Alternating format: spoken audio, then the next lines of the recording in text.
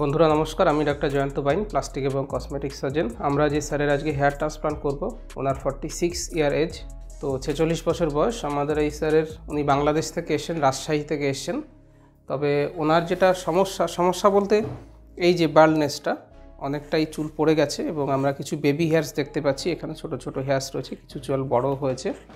Grade 6-এর কাছাকাছি বাল্ডনেস রয়েছে, ফোরহেডটা অনেকটা পিছিয়ে এসছে। ওনার ক্ষেত্রে আজকে আমরা হেয়ার ট্রান্সপ্লান্ট করব। তো আমরা প্রত্যেকেই জানি গ্রেড 6 যদি বাল্ডনেস হয় তাহলে 900 মতো গ্রাফ দিয়ে আমরা গুণ করলে পর একটা গড় হিসেব পাই। তো 6 9 54, 5400 ফলিকেল দরকার। তবে আমরা আজকে 5400 ফলিকেল ট্রান্সপ্লান্ট করব না, আমরা 3500 করব। 3500 ফলিকেল ট্রান্সপ্লান্ট করে আমরা সামনের এই যে টোটাল বাল্ড এরিয়া হয়েছে তার 2/3 এরিয়া, 2/3 3 ভাগে 2 ভাগ এরিয়া আজকে আমরা কভার করব। পেছনের কিছুটা অংশ, এই 4 আঙুল এরিয়া মতো শুধু খালি থাকবে। এতগুলো গ্রাফট কেন একবারে করা যায় না সেটা আমরা আগেও ভিডিওতে ডিসকাশন করেছি। একটা হচ্ছে 5400 ফলিকেল তুলতে অনেকটা সময় লাগে, বসাতেও অনেকটা সময় লাগে, এবং এই যে ইস্কিমিয়া টাইম সেটা আমাদের 6 থেকে 8 ঘন্টার মধ্যে বেঁধে রাখতে হবে। আমরা একটা বডি থেকে চুলকে বাইরে 6 থেকে 8 ঘন্টার বেশি রাখা যায় না, তারপরে তাদের সেলসগুলো মারা যেতে থাকে। যাতে সেলসগুলো ভালো থাকে, চুলগুলো জীবিত থাকে, সেজন্যই আমরা 8 ঘন্টার মধ্যে, 6 থেকে 8 ঘন্টার মধ্যে সার্জারিটাকে কমপ্লিট করব।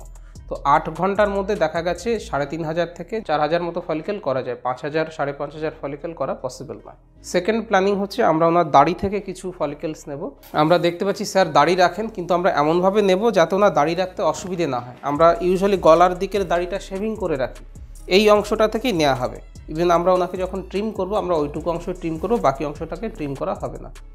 দাড়ির থেকে আমরা অ্যারাউন্ড 500 থেকে 600 ফলিকেল নিয়ে নেব, এবং সেটা আমরা ফ্রন্টাল যে উইং এরিয়া হয় সেই এরিয়াতে নেব। ফ্রন্টাল উইং এরিয়ার গুরুত্ব নিয়ে আমি অন্যান্য ভিডিওতে আলোচনা করেছি, এখানে ছোট্ট করে বলে রাখি। আপনারা যে কোনো আমরা ব্যক্তিকে দেখি বাইরের থেকে, বাইরে যেমন এই আমি কোটটা পরে রয়েছি, তেমনি আমরা যখন একজন মানুষকে দেখব তার এই ফ্রন্টাল হেয়ার লাইনটা সবার আগে চোখে পড়ে। তো ফ্রন্টাল হেয়ার লাইনের ডেন্সিটি এবং চুলের কোয়ালিটি সব থেকে ভালো হওয়া দরকার। দাড়ির যে চুলগুলো সেগুলো মাথার চুল কোড়ে আঙুলের মতো যদি মোটা হয়, ফর এক্সাম্পল দাড়ির চুল বুড়ো আঙুলের মতো মোটা হয়।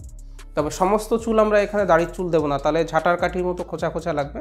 30 থেকে 40% ফ্রন্টাল এরিয়ার যে চুলগুলো থাকবে তার মধ্যে 30 থেকে 40% আমরা এটাকে মিক্স করে দেবো। তো এটা গেল আমাদের ফ্রন্টাল উইং এরিয়া। সেকেন্ডলি হবে যে আমরা ওনার মার্কিংটা কীভাবে করব। আমরা দেখতে পাচ্ছি আমাদের স্যারের ফোরহেডটা অনেকটা বড় রয়েছে, কারণ চুলের লাইনটা পিছিয়ে এসছে, এবং এটাই বয়সের সঙ্গে স্বাভাবিক। প্রত্যেকটা মানুষের হেয়ার লাইন বয়সের সঙ্গে সঙ্গে একটুখানি পিছিয়ে যায়। আমরাও একটুখানি পিছিয়ে ওনার যেখানে হেয়ার লাইন এক্সিস্টিং রয়েছে তার থেকে একটু সামনের দিক থেকে শুরু করবো। এতে আমাদের সুবিধা হবে যেটা, বা আমাদের প্ল্যানিংয়ের যেটা সুবিধা হবে সেটা হচ্ছে আমাদের কম এরিয়া খালি থাকছে। আমরা যত সামনের দিকে নেমে আসবো এরিয়া তত বেড়ে যাচ্ছে, তত বেশি সংখ্যক গ্রাফ দরকার, এবং একটা মিনিমাম ডেন্সিটি দিয়ে তো করতে হবে, সেই জিনিসটা পসিবল হবে না। বা আমরা সামনের দিকে এগিয়ে পেছনের চাঁদির এরিয়াটা অনেকটা খালি থাকবে। সেই জন্য আমরা এক্সিস্টিং হেয়ার লাইন তার থেকে 0.5 সেন্টিমিটার সামনে থেকে জিগজ্যাগ প্যাটার্ন করে শুরু করব। এবং এই ফ্রন্টাল উইং এরিয়াতে সবথেকে বেশি ডেন্সিটি থাকবে, সবথেকে বেশি ডেন্সিটি, কিন্তু সেটা নর্মাল বা ন্যাচারাল ডেন্সিটি নয়। আমরা জানি ন্যাচারাল ডেন্সিটি 80টার কাছাকাছি থাকে পার স্কোয়ার সেন্টিমিটারে।